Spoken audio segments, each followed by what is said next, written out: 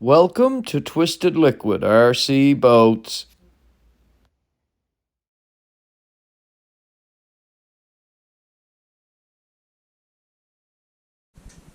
Good day everyone, welcome back to Twisted Liquid RC Boats and continuation in our Enforcer Demon Sport Hydroplane build.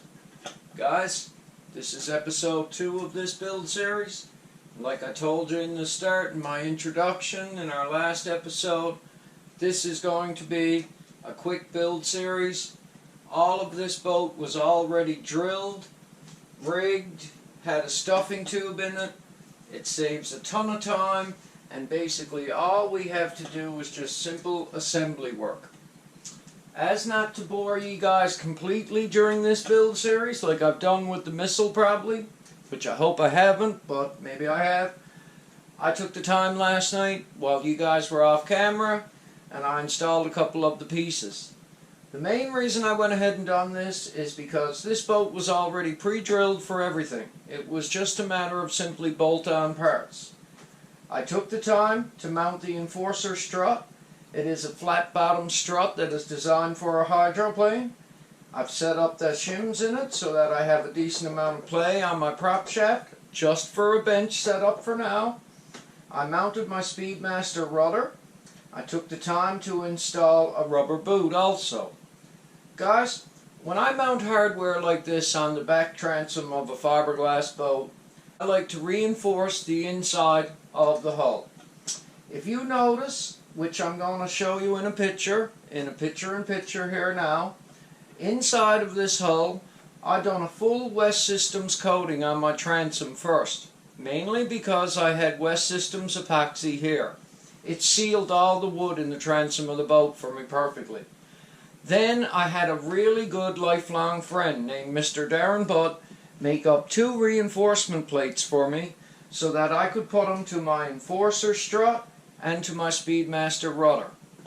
I've always ran reinforcement plates on the back transoms of my boats. I like to do this for the hardware. I find that it's better than blind nuts, and to me it's just a little bit of extra strength. The main thing when you do something like this is to make sure in behind your reinforcement plate you have your transom sealed very well. Darren does exceptional work. He is a master fabricator of electrical panels for marine industrial use on ships. It's what he's done his entire life. He makes the most neatest, tidiest, perfect brackets for me every time I ask him to custom make something for me.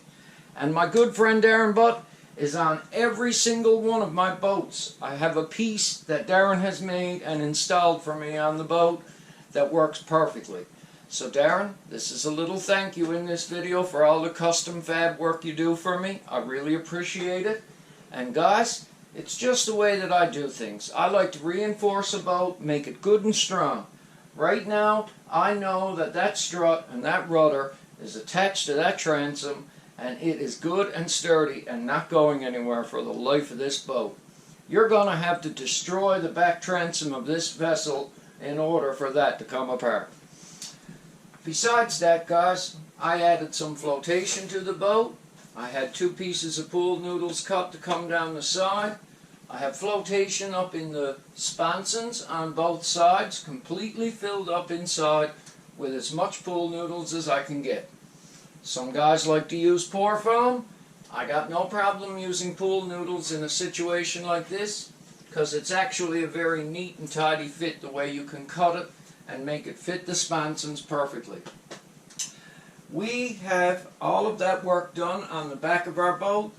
I ran some fittings for our water lines in through the hull, made sure they were good and tight.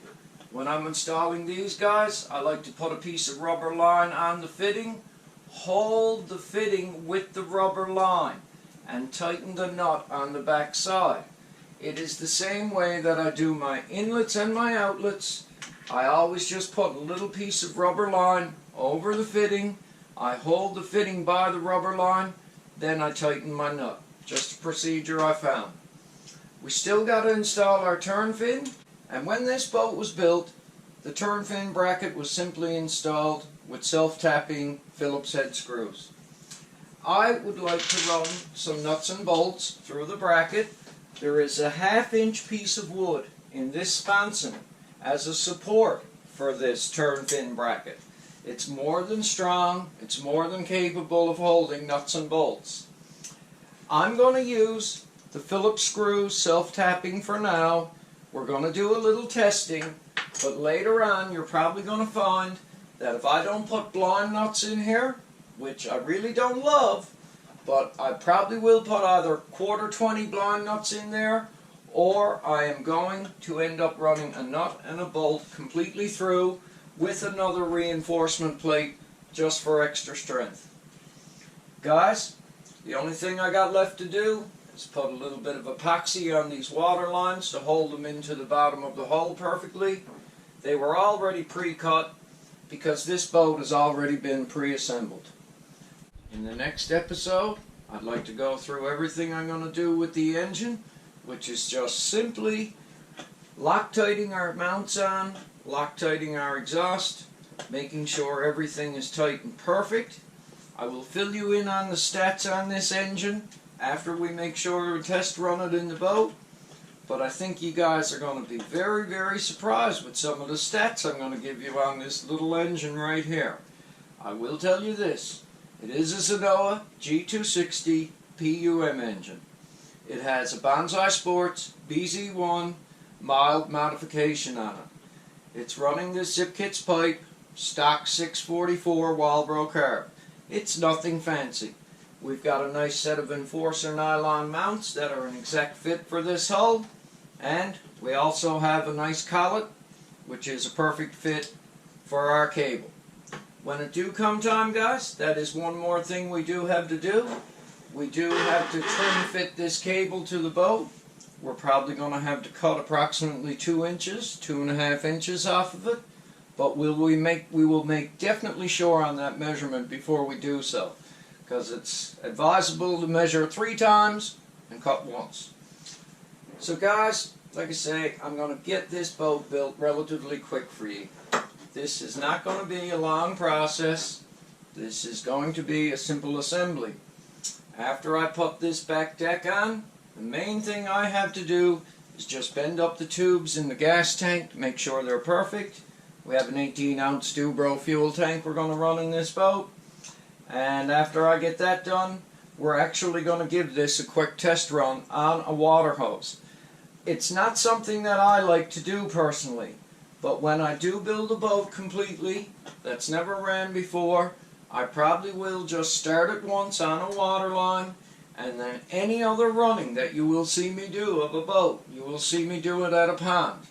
I am not a lover of running boats on water lines. It's just, you've got to get this set up right and running properly in water with a load on that engine and a load on that propeller in order to get anything done correctly, in my opinion. And that's just the way I do this hobby. I've learned a lot over the last few years. And you can rev a boat on with a water line on a stand as much as you want. But until you put a load on it, you really don't know exactly what it's doing. So when it comes to tuning, I probably approach it a little bit of a different way, but I find my way works pretty good. So I've got you all up to speed on the transom work I got done off camera. I'm going to epoxy in my water lines, and in our next episode, guys, like I told you, we're going to run through Loctiting all the parts on our engine, checking everything, making sure it's perfect. We probably will have to cut our pipe to a perfect length, which is no problem, just a simple head pipe cut.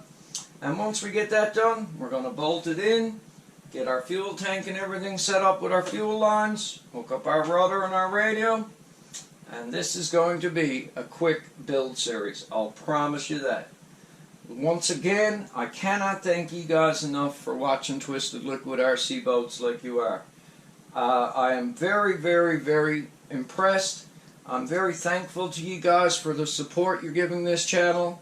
I'm just a small-time private guy trying to have some fun at my hobby. I've said this many times before in other episodes, guys. I dearly love this I immensely enjoy my gasoline RC boats, and I hope my passion for this hobby really shows through, because I am very passionate about it. So this year we're looking forward to probably the best year Twisted Liquid RC Boats has ever had, the best season. Personally, I think 2023 is going to be 2 thumbs up for this guy. So, once again, I can't thank you guys enough for all the channel support, for the views, the comments. I think gratitude is something that's needed in this world a little more.